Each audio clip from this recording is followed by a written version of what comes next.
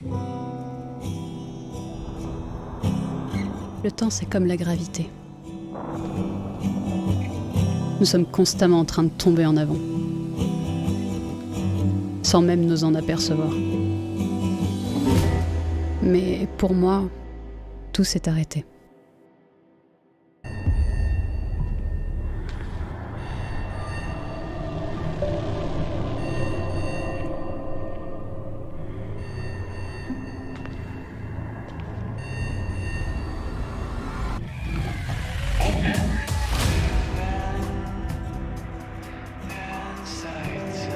Cher journal, ça fait un bail, je crois. Je ne sais pas pourquoi je te parle encore, alors que je suis la seule à t'écouter. Peut-être pour ne pas perdre la raison. Bon, on est toujours coincé. Si tu commences à perdre espoir, tiens bon. C'est notre seul moyen de rentrer. Je compte sur toi.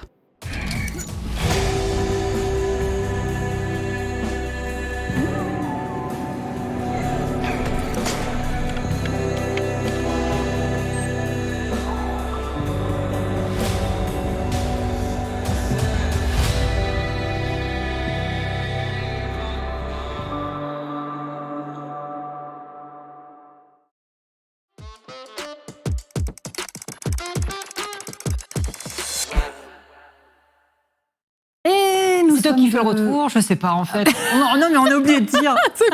D'habitude on voit ça pendant le jingle. Oui, c'est vrai. Alors du coup, qu'est-ce qu'on fait? C'est toi qui fais ou pas? Allez, si tu veux, je fais et je t'introduis. Oui, si tu veux. Nous sommes de retour en plateau et comme vous le voyez, je suis avec l'inégalable Dame. On est ensemble pour 45 minutes pour découvrir le jeu Broken Pieces.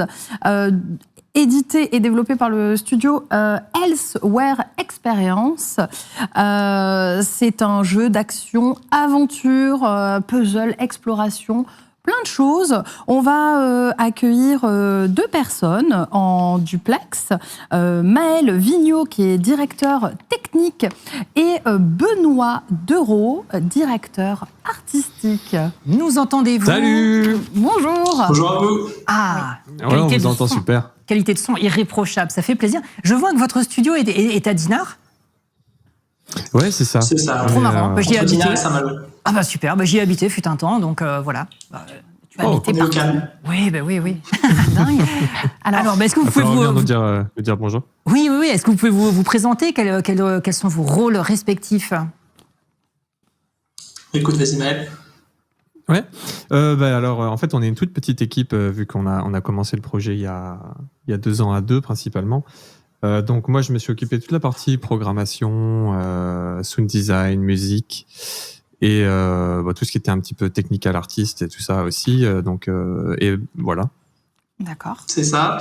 Et donc moi, j'ai travaillé pareil. J'ai commencé le projet avec Maël il y a un petit moment et moi, je m'occupe de tout ce qui est level design, direction artistique. Aussi un petit peu de conception des énigmes et toutes ces choses-là, quoi. Il y a un sacré travail dessus. Est-ce que vous voulez qu'on lance le jeu directement, comme ça on voit ensemble un petit peu le début, ou est-ce que vous voulez, ce qu'on se disait, c'était que...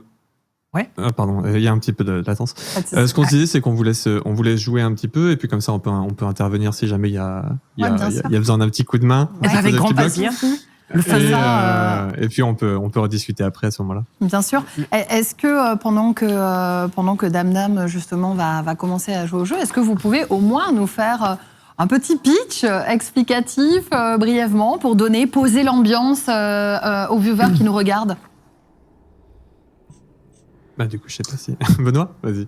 Oui, c'est tout à fait possible. Merci. Je vais faire un petit pitch rapide pour présenter un petit peu le jeu. En gros, on incarne Élise qui est dans le village de Saint-Exil. Donc le jeu, c'est un thriller. Oui. Et elle va devoir enquêter. Donc elle arrive dans ce village du jour au lendemain suite à une attaque de militaires dans ce village, étrangement. Pourtant, c'est un petit village paisible. Elle va se retrouver enfermée dans ce village. Et elle va se retrouver seule surtout, et elle va devoir explorer le village, enquêter, et essayer de comprendre pourquoi elle est piégée et comment elle va pouvoir tout simplement s'enfuir du village. Très bien. Le village est situé d'ailleurs, il me semble pas. Ça fait très Bretagne, je trouve. Hein. Voilà, donc le village est inspiré de l'endroit où on habite, donc on est donc effectivement dans la région de Saint-Malo. Bon, alors la séquence ne fait pas honneur à Saint-Malo. Ah bah là, tout de suite, non, mais ça a bien changé Saint-Malo. Hein. Ça a changé. C'est devenu très lugubre. Et voilà, donc on crée pas, on n'a pas reproduit un village existant ou une ville existante, mais on s'inspire on va dire qu'on s'inspire de tout ce qu'on a autour de chez nous. Bien sûr. Très bien. Beaucoup de mystères sur ce début d'intro. Hein. C'est vrai qu'on ne sait pas où on est. Le jeu plonge un petit peu le joueur dans un univers qu'il ne connaît pas du tout, pas mal de choses à l'écran que le joueur ne comprend pas, mais va comprendre plus tard, on va l'expliquer. Au début, on est juste plongé dans l'inconnu. D'accord. Et là, on se réveille dans un tout autre endroit.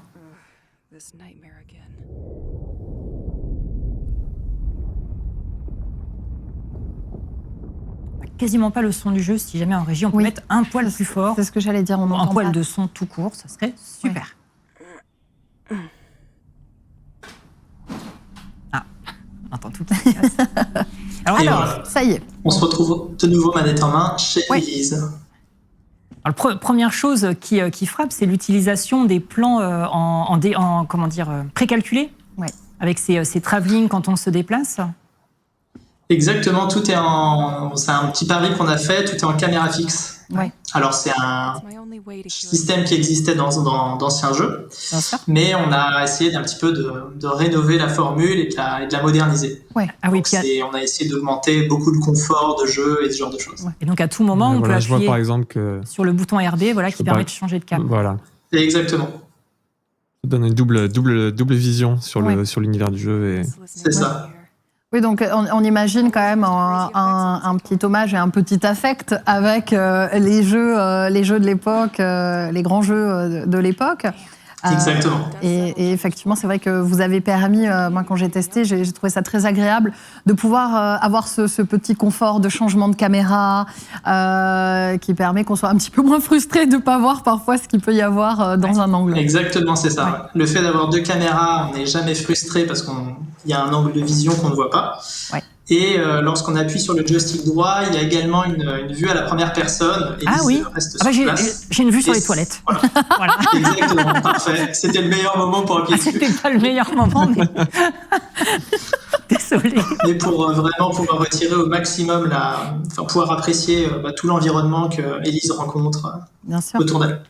Bien sûr. On voit tout de suite un éclairage qui est un peu inquiétant. Oui. Alors, c'est pas un survival horror. Alors, on n'est pas non plus dans le domaine du survival horror, mais c'est vrai qu'il y a selon l'endroit où l'on est dans le jeu, il peut y avoir une ambiance un petit peu oppressante, un petit peu angoissante qui va se mettre en place, quoi. Et c'est vrai qu'on est avant tout dans un thriller, quoi. Donc, il faut quand même qu'il y ait sans aller jusqu'à une ambiance un peu sombre, de temps en temps, il faut qu'il y ait un petit peu de suspense. Aller aux toilettes. Le fameux suspense des toilettes, c'est bien connu. Tout le monde a envie de jouer avec ça. Un grand mystère, hein. Mais que font les filles aux toilettes? Visiblement, il ne se passe rien. C'est ça.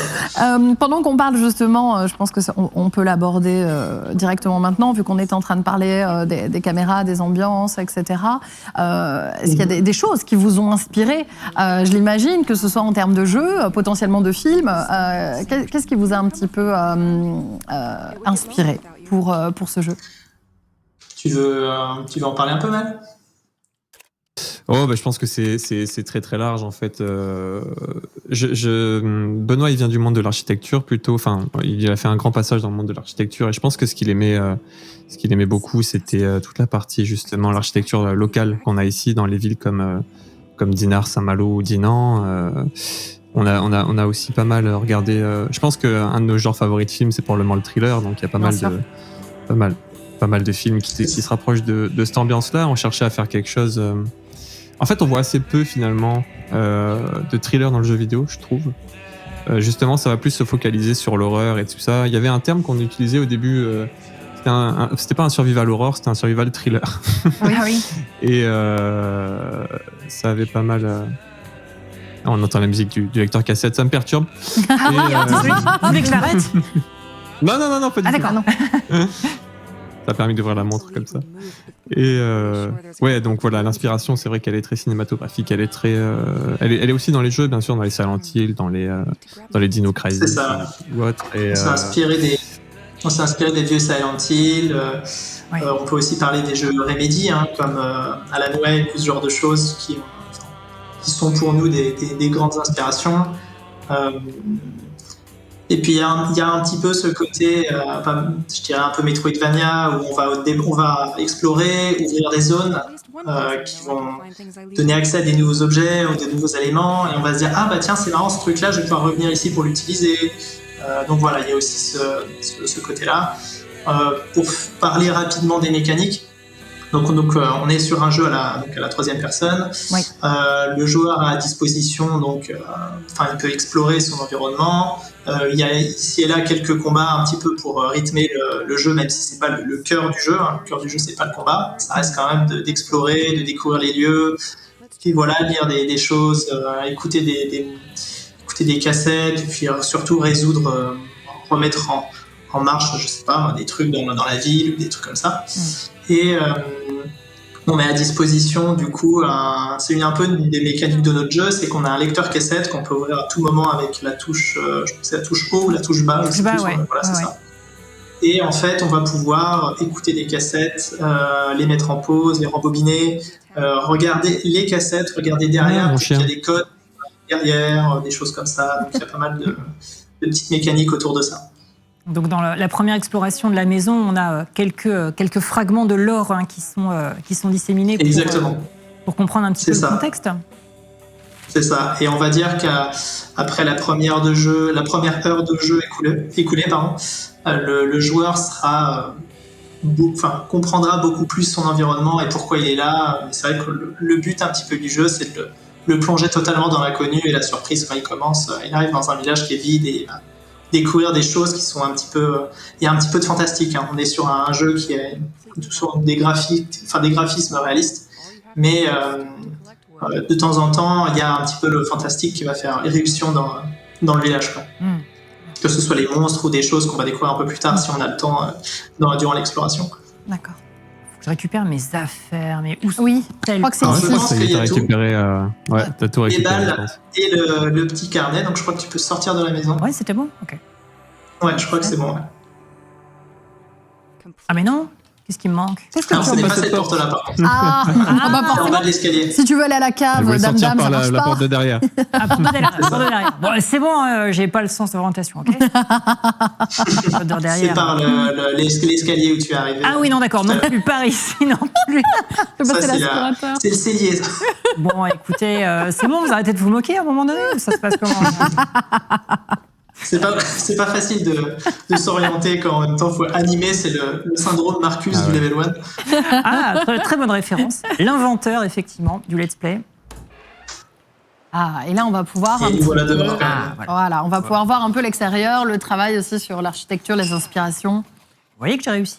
Bah oui. Mais elle est magnifique, cette Et maison. nous voilà dehors, enfin. L'ambiance est totalement différente, c'est beaucoup plus lumineux. C'est ça, voilà, exactement. Pour l'instant. Ouais, pour l'instant. C'est important de le préciser. Et du coup, vous en avez parlé, la présence de ce radiocassette, ce dictaphone radiocassette est importante. La musique, vraiment, c'est une composante importante dans le gameplay global du jeu? Oui, c'est quelque chose qu'on va beaucoup retrouver, que ce soit la musique ou ce genre de choses. D'accord. Ouais. On a également une des mécaniques... Vas-y, excuse-moi, Maël, vas-y. Ah ouais, on se parle par-dessus. La musique, ce qui est rigolo, c'est que ce qu'on a voulu faire, en fait, c'était surtout quelque chose de très, très diégétique. Donc, en fait, elle a un intérêt, que ce soit dans les paroles ou que ce soit dans ce que ça raconte, d'une manière générale. Elle a un sens dans l'histoire, en fait. Elle est écrite par le compagnon de Pierre, Pierre qui s'appelle le compagnon, qui est d'Élise, le personnage principal. Et en fait, c'est lui qui a écrit ces cassettes et qui lui a laissé. Et on va retrouver un petit peu de l'histoire d'Élise à travers chacune des cassettes de musique qu'il lui a laissé. D'accord. Il y a une histoire d'amour quand même derrière.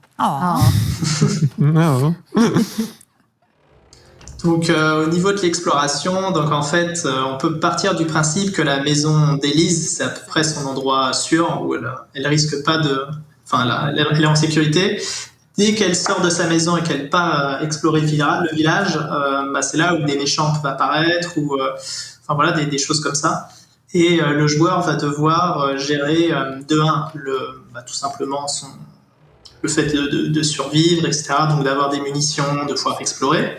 La deuxième chose, ça va être de se concentrer aussi sur le temps. Oui. Élise a une montre que tu as ouverte tout à l'heure avec des flèches directionnelles. Très exactement. Donc là, pour le connais, ça, c'est du Rolex. Le jeu, c'est bloqué à 8 heures pour l'instant. Ouais. Mais le compteur se débloque dès qu'elle sort de chez elle. Et elle doit absolument rentrer avant la tombée de la nuit parce que les monstres qui l'attaquent sont de plus en plus présents au fur et à mesure que la nuit approche et ça devient presque impossible. Donc c'est une de nos inspirations, ça, d'une certaine manière modifiée, mais ça va être Majora's Mask à l'époque. Quoi. D'accord. Donc là, tu vas nous faire un peu... Alors, il faut changer de site. Alors, il faut viser les 3 canettes. On a une dernière à droite. Voilà. Ah mais oui, bien sûr. Et après, tu peux... la bleue. C'est ça. D'accord. Voilà. Le tuto de tir. Il faut attendre que la cible Exactement. arrive. Alors, c'est pas la partie la plus fun, mais tout. Oui, ça permet de voir le qui se respecte doit avoir un petit tutoriel. Bien sûr. Étant donné qu'on voit, petite question sur à quelle époque ça se passe, étant donné qu'on voit ces cassettes un petit peu old school, etc., est-ce qu'on a une idée en quelle année se passe le jeu ? Alors le jeu se déroule au début des années 90. D'accord. Donc pas encore de smartphone et ce genre de choses à l'époque, pas de téléphone cellulaire non plus. Oui, ça se voit cette montre. C'est ça, exactement. Voilà. Là on est dans le high-tech. C'est exactement. Donc c'est aussi ça qui donne aussi un petit côté intéressant au jeu au niveau de l'époque, c'est qu'on va manipuler des vieux PC. Il n'y a pas trop de nouvelles technologies présentes, quoi. Ça c'est rigolo. Je pense que je peux quitter donc ça y est, le tutoriel est domaine. Terminé, tu peux enfin sortir de la maison. Quitter le domaine familial. Du jardin, exactement, par la porte d'entrée. Que j'ai trouvé du premier coup. Pas mal, exactement. Je te félicite, tu progresses. Ouais, merci. Et voilà. Et donc à partir de maintenant, Élise explore Saint-Exil. Ah là là, la vieille chaloupe. Et voilà, exactement. Les poissons frais, tiens. Ouais, à noter que tous les textes sont en français et resteront en français D'accord. sur toutes les versions, quoi. D'accord. Quand il y a besoin de traduction, le personnage il joue un peu le rôle du narrateur, donc il va lire ou quelque chose comme ça, et là ce sera traduit à ce moment-là. Mais les éléments du décor sont tous, en tout cas en français, dans le texte. Resteront. Fête villageoise, 27 au mars ou 80. Là, c'est intéressant, c'est ce qu'on va voir quand vous parliez de la temporalité. Dès qu'on va vouloir se déplacer, voyager, ça va nous prendre un certain nombre de temps. Donc, il va vraiment falloir calculer, en fait. C'est ce qui est écrit au-dessus. C'est ça. Et là, on voit qu'effectivement, 2h30. Voilà, le temps est passé. Ouais. Donc, il y a une gestion du temps. Il y a un trade-off à faire aussi avec un échange, pas un trade-off, à faire avec la vie. On va pouvoir se reposer pour gagner de la vie, mais du temps qu'il y a. Voilà, attendez. Peut-être partir.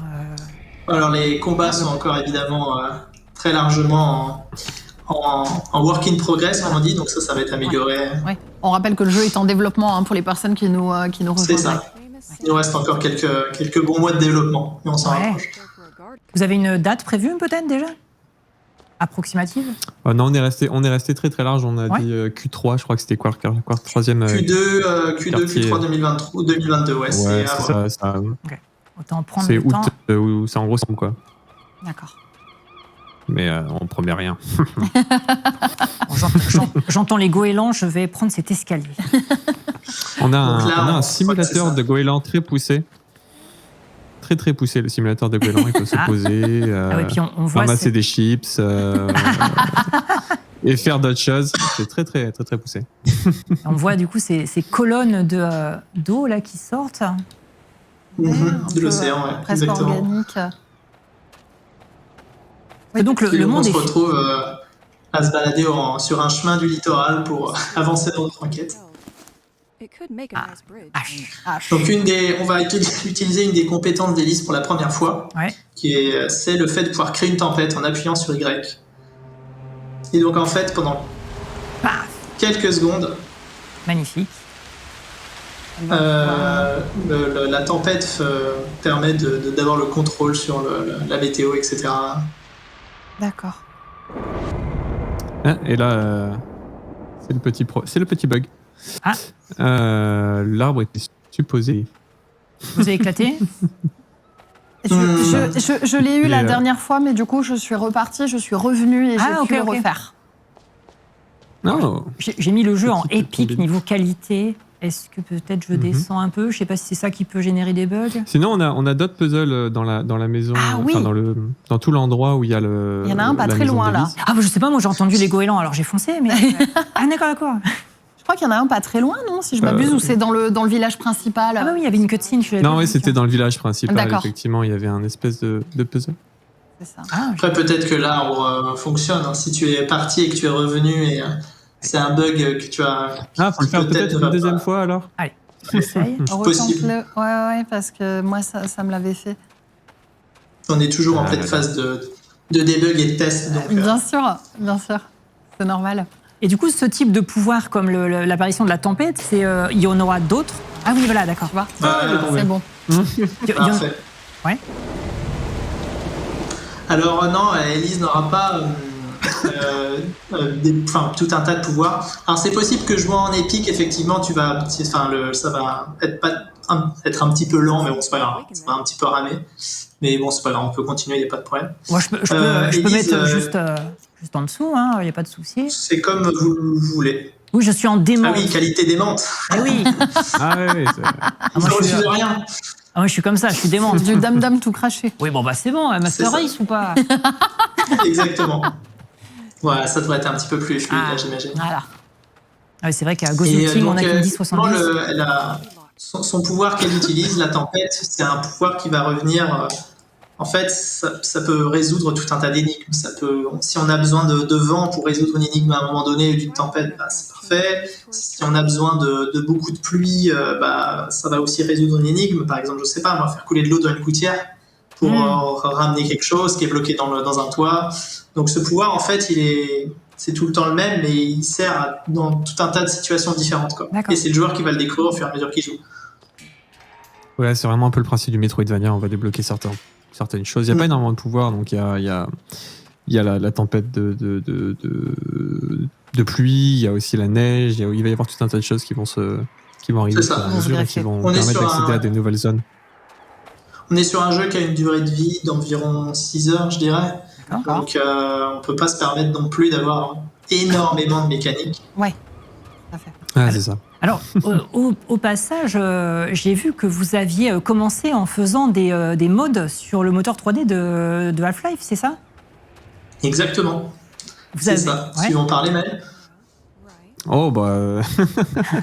Je pense que beaucoup de développeurs ont ce passé commun, parce que je crois que c'est Ouais. quelque chose qui a fédéré quand même beaucoup de personnes dans ce milieu. Donc, comment vous êtes passé C'est vrai que, ouais, on a- de modeur, entre guillemets, à vraiment concepteur de jeux vidéo? Ça s'est fait très très lentement. Ouais. Je pense que ça aurait pu se faire plus vite. En fait, ouais, on travaillait, ça remonte à 12-13 ans maintenant avec Benoît sur des modes d'Half-Life. Donc On a commencé à la Half-Life fin 2. du collège. Ouais, c'est ça. Et je crois que oui, en fait, ça a eu pas mal de succès. On est passé sur un mode pour Left 4 Dead, donc qui s'appelle Dniepr. Il y a eu un bel article de PC Gamer dessus il y a pas très longtemps d'ailleurs. Enfin voilà, il avait eu un succès critique assez fort. Puis suite à ça, en fait, Benoît est parti bosser chez Arcane. Moi, j'avais d'autres d'accord. projets perso. Et on s'est rejoint finalement que en 2018 pour vraiment bosser ensemble. Voilà, il y a eu des. C'est ça. Ça il y fait a du longtemps stop and qu'on go. avait le projet de. Ouais. Ça fait longtemps qu'on avait cette envie de tenter l'expérience et de faire notre propre jeu. Et c'était le moment ou jamais. on sentait que c'était qu'on avait un jeu à proposer, quelque chose à faire. Et du coup, on a commencé dès fin 2017, dès début 2018 à écrire et à prototyper un petit peu notre jeu, quoi. Là, actuellement, vous êtes combien sur ce projet ? Alors actuellement, le cœur de l'équipe, on est 4-5. D'accord. On a été, pendant la majorité du développement, on était 3. Enfin voilà, on a quelques personnes qui travaillent avec nous, mais qui sont pas dans l'équipe, qui viennent de temps en temps. Bon, c'est vrai qu'on est quand même une équipe qui est assez réduite, quoi. C'est vraiment, on est comme, de toute façon, on le verra. Les crédits sont disponibles à n'importe quel moment quand les gens feront le jeu, et on peut voir que la composition de l'équipe est assez. Les chipstos. Oui. J'ai pris des chiptos, ouais. Les chipstos. Pourquoi il fallait pas Alors, les c'est une marque qui n'est pas encore déposée, ne la volez pas, s'il vous plaît. Des chiptos. Les fameuses. Alors, mine de rien, cet objet servira peut-être plus tard pour résoudre une énigme ou. Voilà. Balancer à la tête Il d'un ne faut pas le élément. dire, c'est un secret. D'accord. Donc Le c'est mystère reste entier. quand même important de fouiller, de chercher, etc. pour trouver des objets. C'est ça. D'accord. Exactement.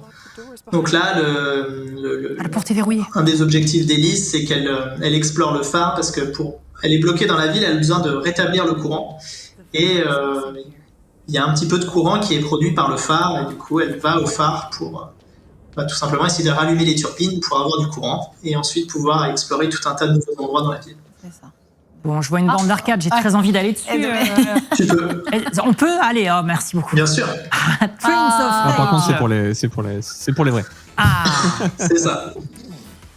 Et donc, il y a Il faut également battre le des score mini-jeux. de 7000. Voilà. un J'ai score de décidé. 7000, oh là là. Ouais, bon, on va voir. Hein. On a Brest, Vannes, Saint-Malo, Lorient. Ah, des gares que je connais bien. Ah oui, alors le vert, allez, go. Un pour Brest. Ok, tout droit, c'est bon. Je gère, Bon, là, tu es bien. je gère. Je rentabilise ma pièce de 100 yens. Exactement. Tant qu'on ne meurt pas, on peut continuer. Ok, du coup, vers le haut. 200, ah oui, vers le bas, ok. Ok. Donc évidemment, même cette bande d'arcade aura peut-être un intérêt plus tard dans le jeu pour résoudre d'autres choses. Sait-on jamais. Alors, Vannes s'est retrouvé à Brest. Compliqué Oui, bon, pour les voyageurs de ce Voilà, train. compliqué. Ouais. Envoyer les supporters, c'est pour ça. Oui, d'accord, c'est plus long. Ah mais non, mais du coup, Alors, je suis en train de me ouais, concentrer c'est- sur le jaune qui arrive, je fais n'importe quoi. Vous m'avez tout stressé, là. Au début, on se dit c'est super facile. Comment ça? Écoute, là, trop de voyageurs mais regarde. insatisfaits, Dame. Hop, tiens, regarde. Pas du tout. Il y a une petite jauge, Ils sont à Saint-Malo, C'est ça. ils sont chez nous. il y a une petite jauge en haut à gauche qui, Oui, on plus elle voit. augmente, plus les gens sont mécontents. Effectivement. On en retrouvera d'autres comme ça dans le jeu ou c'est juste un petit easter egg comme ça Des jeux de ce style, pas forcément des bandes d'arcade, mais ça Ouais. peut être d'autres choses. Oui, il y en a dans le jeu. Ouais. D'accord, ouais. Tout à fait. Ouais. Vous avez mis un petit peu de votre univers, de vos références, un petit peu C'est ça. saupoudrer le jeu avec. Oui, j'ai vu parce que j'ai entendu tout Exactement. à l'heure quand on a regardé le calendrier, j'entendais quand on disait c'est mon chien. Exactement. Il y a pas mal de blagues et d'easter eggs en fait au final. Il y a Radiobed, le fameux groupe de rock des années 90. Radio Bed. Ah bah Et, ça va plaire à NV, tiens. Il y avait des posters, des trucs comme Voilà, ça. il y a Je sais plus des- exactement. Si on commence à des explorer un fausses petit peu le références. jeu, voilà. Ouais, il y a Je les envoie il y a plein de tous en haut, références. c'est un massacre. Je vais donc live. On n'est pas C'est du pas un tout rage arrivé quit, à c'est ce juste niveau. pour montrer le reste du jeu, bien sûr. Oui, bien sûr. Oui, parce que je sais- Ah non, mais attends. Ah bah oui, bah là en plus, voilà. Ah oui, non, mais trop tard, j'ai pas le temps de. Attends. Ah oui, ils t'ont fait mal. Il disparaît, ça. Tiens, headshot. Oh, Vraiment un contraste entre Propre. les. Entre. Au dernier moment. Ouais. Bravo. Mais, Donc là, de nouveau, on se retrouve dans un environnement qui est un peu plus sombre et mystérieux. oui. Tour de ronde et surveillance du système. Ok. Ouais, j'ai même vu, je crois que c'est par ici qu'il y a des énigmes avec la date de naissance de Ah oui. quelqu'un qui est dans le phare, qu'il faut fouiller. Je crois que c'est Franck. Ouais. Ce bon vieux, Ce bon vieux Franck. Franck. bon vieux Franck. Et j'ai encore oublié son anniversaire, donc il va falloir que je trouve rapidement sa date pour pouvoir ouvrir le cadenas. En fait, ça fait vraiment partie des puzzles qu'on avait voulu montrer sur ce début de jeu parce que il mélange plusieurs choses. Il mélange les cassettes, donc ils vont parler d'un rituel qui se passe dans le village avec le culte qui enlève des gens et qui marque leur date de naissance sur les bateaux.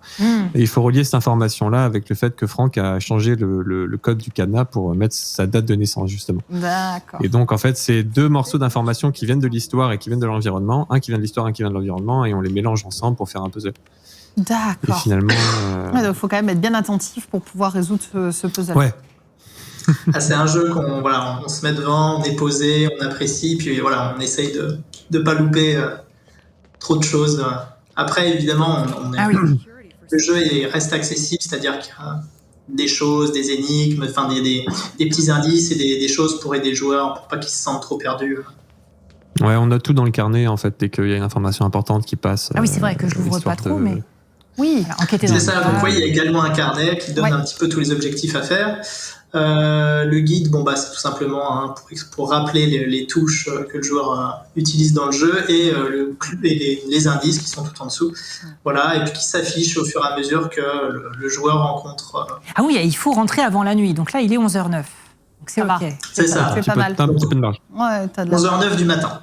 11h09 du matin. Quelqu'un me posait la question dans le chat. Il n'y a pas de démo publique pour l'instant qui est disponible. Alors, pour l'instant, on n'a pas mis de démo à l'époque, mais on n'en a plus maintenant. D'accord. Ouais.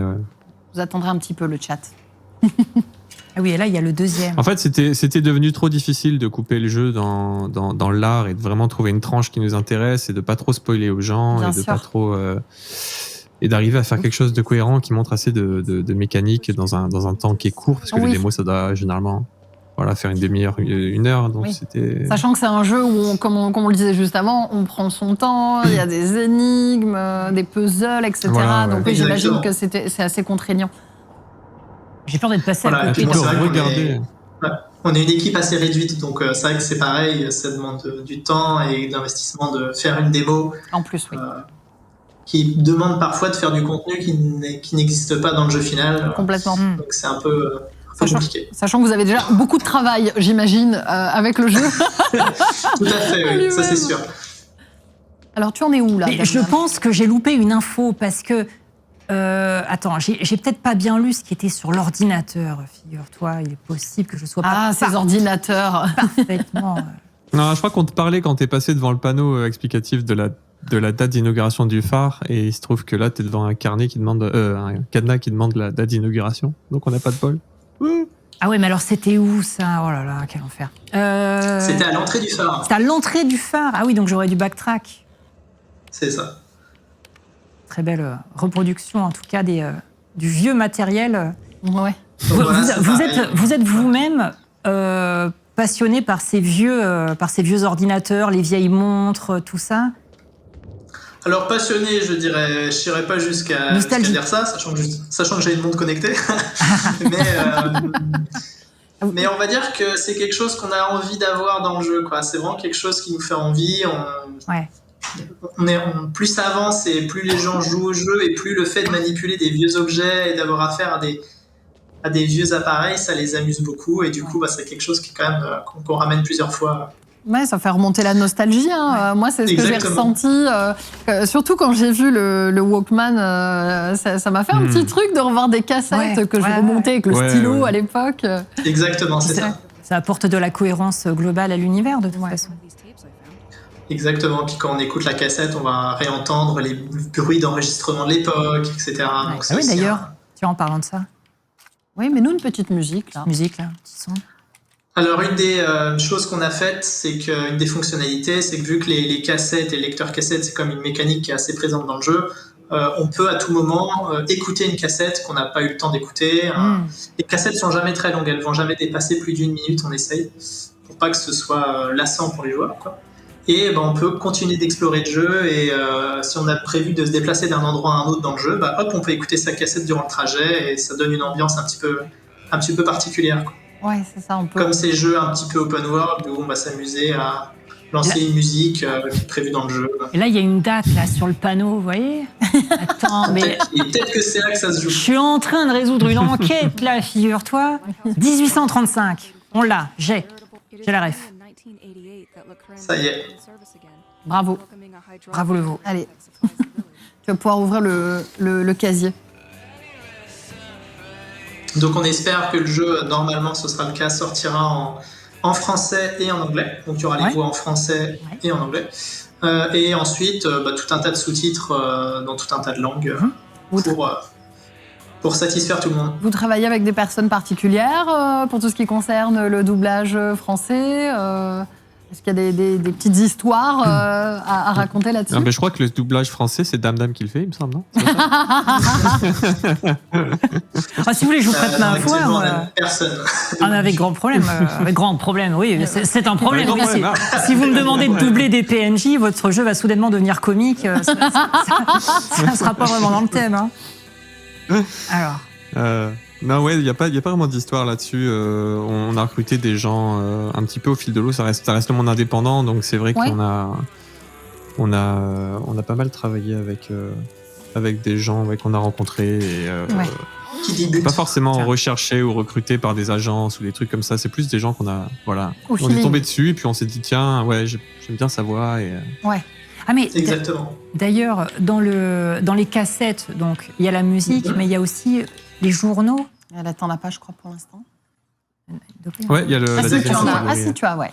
Exactement. Ça apporte quelque chose. Est-ce que ça peut apporter des indices, peut-être, ou c'est juste un rappel de ce qui se passe? Oui. Ça peut être soit des indices, soit tout simplement avoir des explications sur, par exemple, la cassette en question, c'est la cassette que Élise a enregistrée, où elle explique un petit peu pourquoi elle va devoir aller rétablir le courant. Donc, les cassettes sont pas forcément obligatoires, mais il y a toujours un plaisir à les écouter parce que on se dit ah ok, c'est pour ça que je fais ça, ah d'accord, c'est pour ça qu'il y a une grande colonne au milieu de l'océan, etc. quoi. Ah, c'est pour ça que je peux déclencher une tempête en utilisant mon bracelet avec un caillou lumineux. Donc voilà, les cassettes sont aussi un petit peu là. On va découvrir des cassettes du culte. Donc une espèce de secte qui est dans le village et qui aime bien saboter les choses. Donc ça va un peu bloquer la progression d'Élise aussi. Elle va devoir réparer les choses pour pouvoir continuer à explorer. Et les cassettes du culte, on va avoir des explications dessus également. Ah oui, on peut le faire n'importe quand. Oui. Exactement, à n'importe quel moment, ça peut peut-être résoudre quelque chose, une énigme. C'est pas. S'il y en avait, peut-être qu'il y avait besoin de la tempête à ce moment-là, on ne sait pas. C'est aux joueurs de découvrir. Et ça dure toujours quelques secondes. Exactement, ouais, c'est un pouvoir qui dure peu de temps. Ouais. Noir, vert, jaune, bleu. Alors, noir. Ah oui, noir, vert, jaune, bleu. Et test? Pas du tout. Ah si. Test. Porte déverrouillée. Okay. Porte déverrouillée. Merci à tous. Super. Bravo. C'est une masterclass, comme on dit dans le milieu. Exactement. J'ai fait de l'e-sport en Corée, c'est pour ça. C'est pour ça. Tout s'explique. Tout s'explique là, c'est très cohérent. Ah, vu qu'on est passé à côté d'un indice. Ah non, ah oui, d'accord. Pardon. Eh oui. Je l'ai. Ah, faut peut-être pas que je reste devant, par contre. Ah, c'est bon. Ça va. Juste à côté. T'es pile à côté. Ok, pas passer loin. Ah ouais, là, c'était pas passer loin. Je crois que ça a maillé ton t-shirt, hein, d'ailleurs. Exactement. On s'en sort bien. Ah oui, il y a des panneaux de propagande, en fait, sur le sol, c'est ça? Exactement, la secte est venue un petit peu foutre son bordel, comme on dit. Et une des traditions de la secte, c'est de venir mettre des bateaux de pêcheurs sur tous les lieux de culte existants. C'est un petit peu inspiré, on s'inspire un petit peu aussi de séries comme The Leftovers ou des choses comme ça, où en explorant le village et en explorant un petit peu tout ce qui s'y passe, on va découvrir de témoignages de certaines personnes et on va comprendre comment la secte a évolué, comment ils ont réussi à s'installer, comment les gens ont réagi à ça. C'est une thématique qui est rarement abordée dans les jeux vidéo, les sectes, d'ailleurs. Oui. Dans l'absolu. Ah, mais c'est vrai. Hein. La dernière fois que j'ai eu ça devait être un Deus Ex. Deus Ex, c'est vrai. Mankind Divided, je crois, dans mes souvenirs. Bon, alors, 19 mars 1967. Vous vous souviendrez, hein, bien sûr. Alors, si tu lis le bateau, je crois que justement, ça te le met dans le. Ah, ça le marque dans le carnet. Ah oui, d'accord. Exactement. Ça collecte tous les indices. Donc oui, donc c'est important de bien. C'était ça. Voilà, de bien interagir avec tout. Donc là, je pense que tu n'as pas encore interagi avec le bateau. Ah, d'accord. Ouais. Ah ouais. Ah, voilà, d'accord. Toc. Et là, du coup, à partir de maintenant, c'est bon. Exactement. Voilà. Ce qui permet donc à un joueur qui a arrêté de jouer, parce que c'est une chose qui peut faire un peu peur, si quelqu'un s'arrête de jouer et reprend le jeu une semaine après, il va pas être complètement perdu. D'accord. Voilà, il a tous ces petites notes qui sont là, il a juste à refeuilleter rapidos et puis voilà. Ok, oh là. Bah écoutez, je pense qu'on a fait un beau tour d'horizon de ce jeu. Ouais, des possibilités de gameplay, oui. Exactement. On rappelle donc à tous ceux qui nous ont rejoints que le jeu est encore en développement, qu'il devrait sortir d'ici fin 2022. Pas de date précise.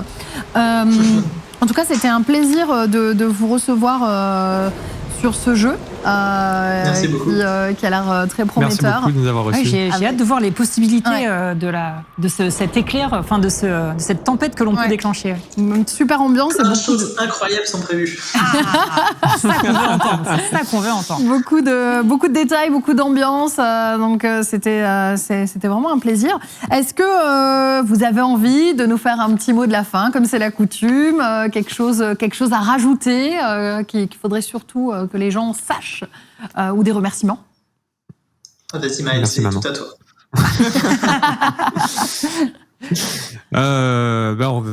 Non, vous savez, on remercie comme toute notre équipe qui nous soutient tous les jours, donc Morgane, Thomas et le petit Samuel en ce moment. Et voilà, et l'association Atlan Game aussi, qui est une association régionale et qui nous aide beaucoup au quotidien et qui fait notamment en ce moment pour s'il y a des troisièmes qui nous regardent, ils font un stage collectif, je crois. C'est la période des stages des troisièmes. Je pense qu'ils en parleront parce qu'on les reçoit demain matin à Atlan Game. Oui, c'est ça. Ouais, voilà. Exactement.